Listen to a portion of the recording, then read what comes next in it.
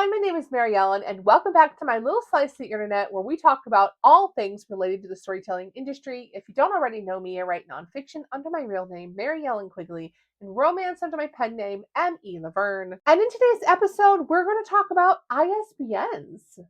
Now, before we get into today's topic, just a reminder that I do have a new book coming out on June 25th called When God and Cancer Collide. I'll put the cover somewhere around here and you can take a look at it. I am currently looking for beta readers, and I'm just looking for a couple of people to read the book before I release it to the public. I do have some specific things I'm looking for in a beta reader, so if you are interested, there is a link below to the Google form where you can fill out the little form letting me know that you're interested in becoming a beta reader, and if you're not, then I will also have a link to the book so you can look at it and decide if you want to pre-order it. So today we're diving into the topic of ISBNs, especially in terms of being a new indie author or self-published author, however you refer to yourself, because this can be very confusing to people who are new to the publishing industry. And I know when I first started out, I was really confused about, do I need one? When do I need one? How do I need one? What does it do? All the stuff. So I decided just to do a quick, short, simple video where I break down all of the main things you need to know. But as always, if there's something I leave out of this video, or if there's something you know that I don't, please educate us and leave a comment or do a video to let us know what we should know. You don't know what you don't know. Let's start with what is an ISBN. Well, ISBN stands for International Standard Book Number, and this is a unique 13-digit number that gets attached to each format and each edition of your book. So for example, if you have an ebook or if you have a print book, each of those receives their own ISBN. And if you decide a couple years later to release an expanded second edition of your book, that would also receive its own ISBN number. And basically, this number serves as a way for libraries, booksellers, and distributors to correctly identify your book by format and edition. This also helps your book get entered into global databases like Bowker's, which makes it more discoverable for new readers. Something important to know is that if you are traditionally published, this is not even an issue for you. Traditional publishers will provide you with your own ISBN numbers. When my sister and I published through the History Press, which is a division of Arcadia Publishing, they took care of all of that for us. So we have three formats of our book. We have a print book, we have an ebook, and we have a hardback version. All three versions have their own ISBNs.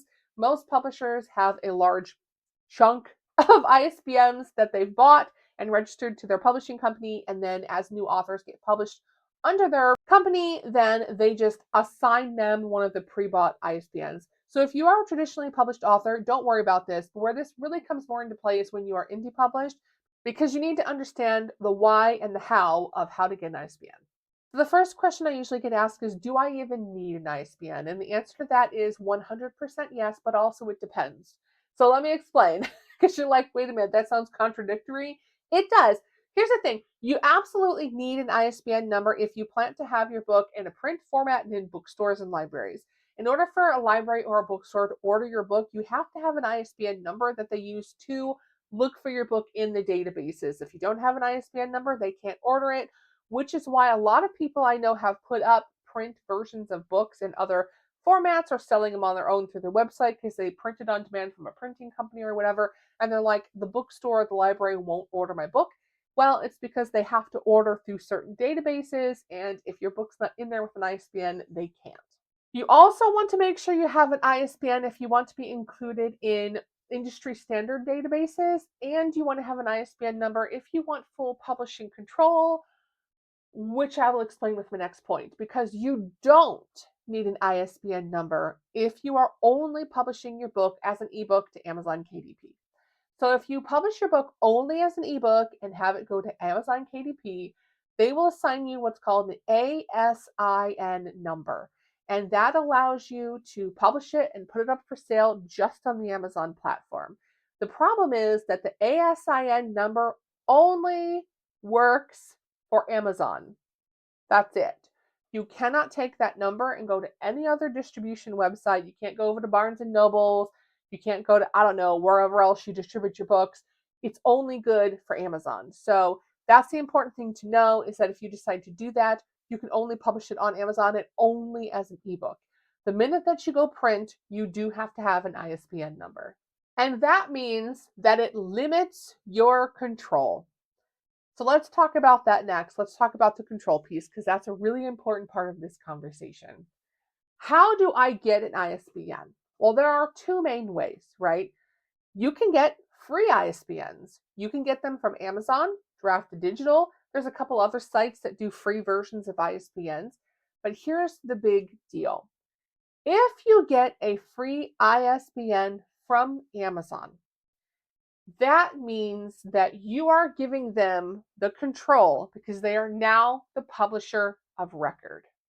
So even if you have your own publishing company, your own publishing imprint, it no longer will say, for example, I have a publishing company. Well, it's a media company, but we publish books under it. That's called Quigley Productions. So when you buy my books on Amazon, my books are Quigley Productions is the publisher. But if you get the free ISBN from Amazon, your books are no longer your production company. They are Amazon as the publisher. Now you might be wondering, why does it matter if Amazon is the publisher of record? Well, that's because again, it limits where you can distribute your book. If you take the free Amazon ISBN, that ISBN again is only good for Amazon. So if you want to publish widely and you want to distribute your books on multiple different platforms and different networks, you can't do that with the Amazon free ISBN. So then you would want to purchase an ISBN. This is what most people recommend that you do.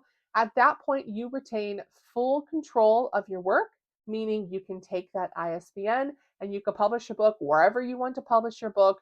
You have full control. You are the publisher of record at that point, or your imprint publishing company, whatever you want it to be listed under.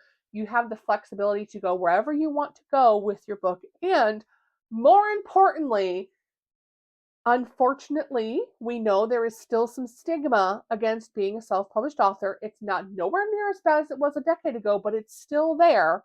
And by being able to have your publishing company or your publishing imprint as the publisher, it does give you a more professional image than it would be if it was published by Amazon. The way I describe it is, how long term do you want your career to be? So, if you are a new author, you're just starting out, it's your first book, you have no readers, you're not making any money, it may make sense to just do a free ISBN or to only have a book come out on Amazon as ebook and have the ASIN. I actually have books where that is the case. If you look at, for example, Sweet Serenade is only an ebook that's only available on Amazon KDP. That's it. It's not published anywhere else. And that's okay because that's a short story that I wrote for fun. It's not part of a long term plan. But for example, my latest release that comes out in June, When God and Cancer Collide, I purchased an ISBN because that's a book that's way more important to me. That's a personal story. And I wanted to make sure that I retained full ownership of that book. So again, it depends on where you're at in your career, it depends on the book or the project. Some people don't ever need it, some people do.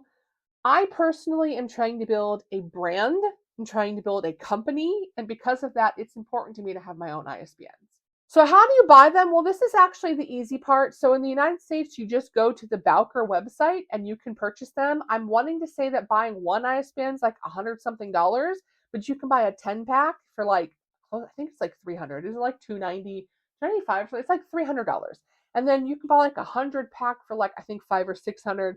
So I highly recommend you buy them in a pack, especially if you know you're going to be writing multiple books because it is cheaper to buy them in a big set. When you buy them, you register them to yourself as the publisher of record. You can also register them to your publication imprint or your publishing company if you have that.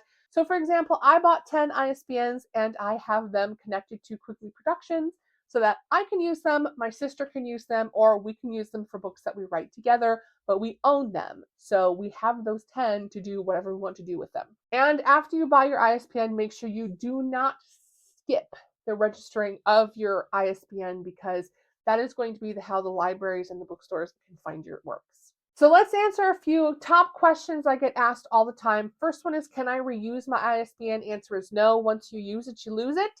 It belongs to that book, that edition, and you cannot reuse it. The second question I get is, do I need an ISBN for audiobooks? And the answer is, as of right now, no. So it depends on your audiobook platform, but most of them, no. I have a feeling that's going to change in the future, but no, you don't. And then lastly is, what if I make minor changes? What's considered a new addition, right? Well, a new addition would be like my wild side example, where I changed the bad person in the story, I changed the whole ending, I changed character names. That's a full second edition. If you're adding large chunks that are different than the original publication, then that's a second edition. But if you're just going in and fixing grammar typos, changing wording in a few spots, that does not count as a second edition. You can just upload a new manuscript. Where it counts is where the change is so significant that anybody who read the first version and then reads the second version, if they're like, oh my goodness, that's different, you probably need to use a new ISBN. All right, so that's short, sweet, to the point, all about ISBNs. Let me know if there's any questions that you have. If there's something that I forgot to add to this video, make sure that you add it so that we can all be educated together. But let me know, how do you handle it? Do you use free ISBNs? Do you buy yours? What's been your experience?